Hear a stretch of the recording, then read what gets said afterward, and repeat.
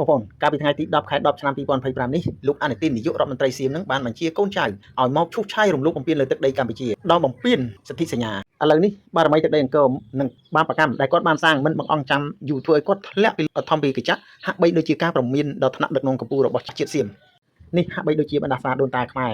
ខ្ញុំជឿជាក់លើបារមីទឹកដីអង្គរយើងពិតជាប្រកែកស័ក្តិសិទ្ធិណាស់បងប្អូនគិតមើលឲ្យតាសៀមបានធ្វើអ្វីមកលើខ្មែរក្នុងចំណុចណាមួយសៀមដឹងតែទទួលរងនៅទណ្ឌកម្មបកទៅវិញភ្លាមតន់ចិត្តតែម្ដងទោះបីតាមបែបវិទ្យាសាស្ត្រឬក៏ជំនឿក៏បញ្ជាក់ឲ្យយើងឃើញច្បាស់ថាវាតន់ហន់តែម្ដងសូមបញ្ជាក់ជូនថាប្រជាពលរដ្ឋខ្មែរទូទាំងនគរមិនប្រមាថទេប៉ុន្តែក៏មិនជូនពរឲ្យអ្នកឯងបានសេចក្តីសុខដែរព្រោះអ្នកឯងនឹងហើយដែលជាអ្នកធ្វើបាបខ្មែរជារៀងរាល់ថ្ងៃមិនឲ្យខ្មែរបានសុខបានសាន្តតតែសោះគឺអ្នកឯងនឹងហើយពួកអ្នកឯងធ្វើអ្វីដោយងងើលចង់ឈ្នះតែខ្មែរប៉ុណ្ណោះបីតែដោះមីនក៏ដូចគ្នាដែរជួហើយបានដោះមីនរបៀបពួកអ្នកឯងដោះមីនគឺអញ្ចឹងឯងដោះមីនលើដីអចនាដែលអត្រាព្យួររួចអីក៏ភ្លឺយ៉ាងហ្នឹង